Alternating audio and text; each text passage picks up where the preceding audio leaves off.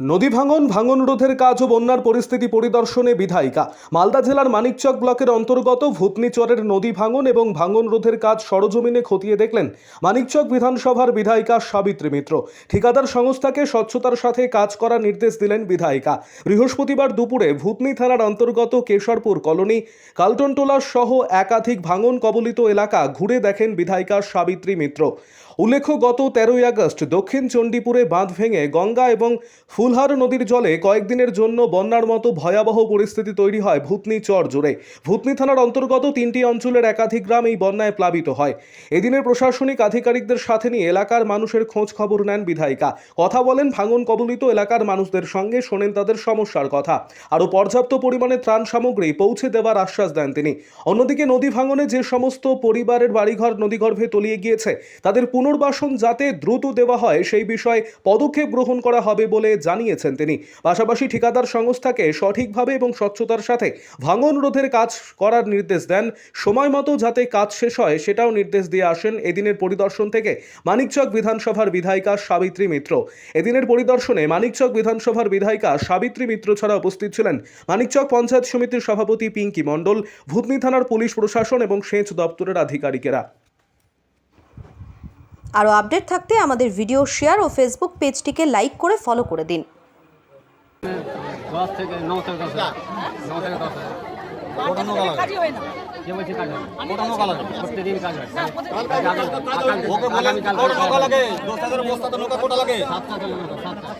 কত বস্তা পেয়েছে আজকে মোটামুটি 7000 এখানে 20 বস্তা করে 2000 বস্তা আর যদি তুমি ছাড়ো তাহলে এখানে আপনি অর্ডার করে ছেড়ে দিন।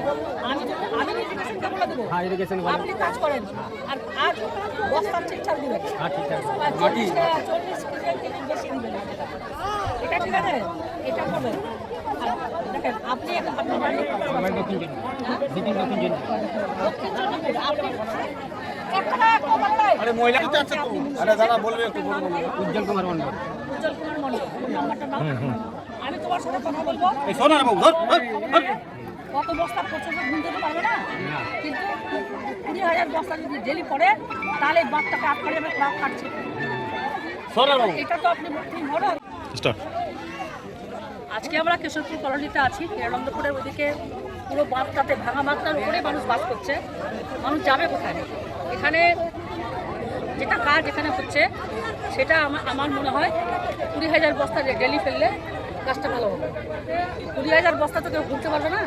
তো যতদিন আমাকে 15,000 পড়বে, আজকে ওরা বলছে 7,000, আমি যাই না। তো একজনকে আমি দায়িত্ব দিয়ে গেলাম, উনি যদি আমাকে ঠিকঠাক খবর দেন ওনাকে আমি যতদিন কাজ চলবে আমি 5,000 টাকা করে দিব, উনি কাজটা দেখুন। যিনি আমার একটা লোকাল লোক, কারণ সকলে দেখতে আসে না, যারা এখানে আছেন এবং এখানকার লোক মূলত পাট্টা চাইছে। এদের পাট্টা যেটা হয়েছিল সেই জায়গাটাও কেটে গেছে, ফলে নতুন করে আবার পাট্টার কথা ভাবতে হবে এদের জন্য, কেশরপুরের জন্য। যেখানে এই জন্য আমরা আজকে এখানে এসেছিলাম, সবার সাথে কথা বললাম, মেয়েদের সাথে কথা বললাম, মেয়েরাও সবাই কথা বললো। মানুষ তো কষ্টে আছেই, একে গরম, একে বৃষ্টি, নিচে তিরপল, গরম খুবই আছে। সব মিলে এখানে লাইটের কানেকশনটা আছে, জল এখানে টিউবওয়েল আছে বোধহয়, এখানে বসছে, কিন্তু কালটনটোলাতে পানীয় জল নেই, মানে এখানে কল বসছে না। ওখান থেকে আমরা পেয়েছি কি বলেছি আজকে কালকে পা উঁচু করে পাঠাবো।